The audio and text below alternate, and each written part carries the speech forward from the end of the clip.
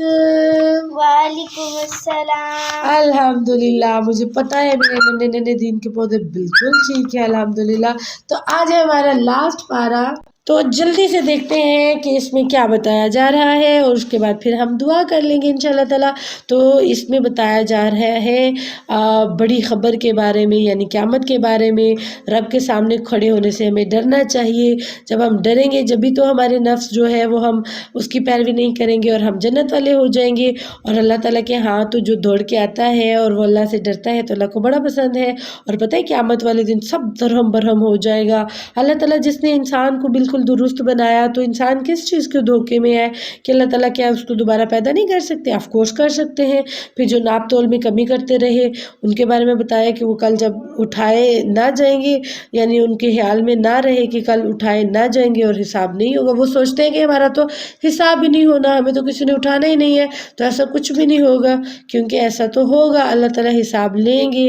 اللہ تعالیٰ جو ہے وہ ہر چیز کے بارے میں پوچھیں گے. اور پھر انسان آہستہ آہستہ رب کی طرف جاننے والا ہوگا، زندگی رواں دوا ہوگی. اور جو مومنوں کو جلانے والے ہیں نا لوگ، ان کو اللہ تعالیٰ آگ کا عذاب دیں گے اور سخت پکڑ کریں گے. پھر اللہ تعالیٰ بتا رہے ہیں کہ انسان کو پانی کے قطرے سے پیدا کیا، پھر اسے دوبارہ پیدا کریں گے. اور کامیاب تو وہی ہوگا جو اپنے آپ کو صحیح رکھے گا اور اللہ کا ذکر کرے گا اور سبحان ربی الاعلیٰ پڑھا کرے گا. اور قیامت جو ہے وہ چھا جائے گی. کچھ چہرے رسوا ہو جائیں گے، کچھ بارونق ہو جائیں گے. اور مال کی محبت میں گرفتار جو انسان ہوتے ہیں وہ یتیم مسکین غریب لوگوں کی مدد نہیں کرتے. اور جب سامنے جہنم دیکھیں گے پھر کہیں گے ہائے اللہ یہ ہم نے کیا کیا. تو اس دن تو کوئی چیز فائدہ نہیں دے گی نا. تو پھر انسان کو محنت اور مشقت کے لیے پیدا کیا گیا. ایمان صبر اور رحمت کی بھی اس کو بات بولی گئی. تو اس لیے پھر ہم دائیں ہاتھ والے ہوں گے انشاءاللہ تعالیٰ.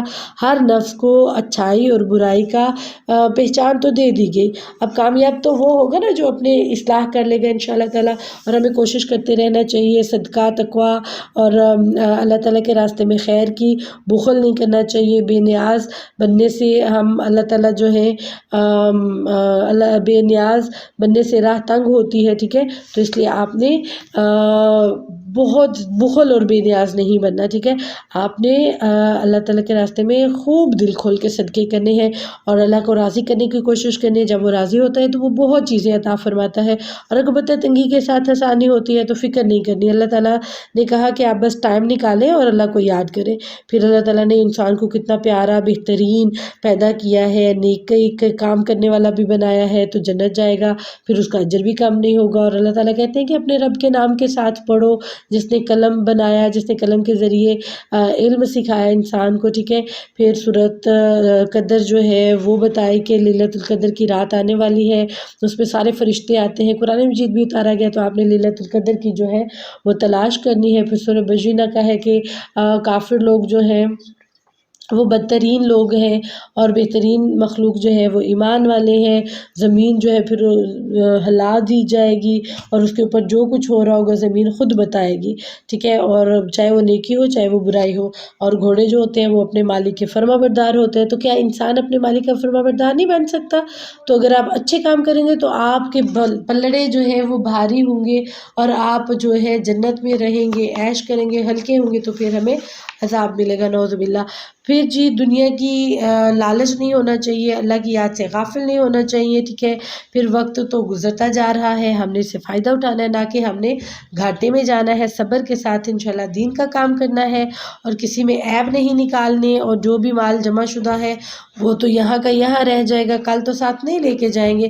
لیکن آپ نے کوشش کرنی ہے آپ اچھے سے اچھا کام جو ہے وہ اللہ کے راستے میں کریں. اور اللہ کا مقابلہ کرنے والے جو لوگ کوشش کرنے والے ہوتے ہیں نا وہ کبھی بھی نہیں جیتے. جو اللہ کا مقابلہ کرتے ہیں، اللہ کا مقابلہ کوئی بندہ نہیں کر سکتا ورنہ تباہ و برباد ہو جاتے ہیں. اور جب نعمتیں ملے تو اللہ کی عبادت زیادہ سے زیادہ کیا کریں اور نمازوں سے غفلت نہیں کرنی، دکھاوا نہیں کرنا، چیزوں کو نہیں روکنا ورنہ ہلاکت ہو جاتی ہے. اور حوض کوثر جو ہے وہ ایک حیر کثیر ہے جو نبی صلی اللہ علیہ وسلم کو دی گئی.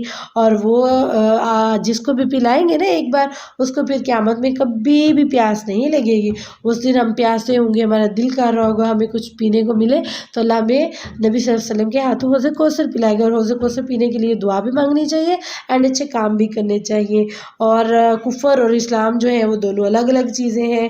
ہمیں اپنے عقائد، عبادات اور اپنے اعمال جو ہیں وہ اچھے رکھنے چاہیے، اینڈ وہ ڈفرینٹ ہی ہوتے ہیں.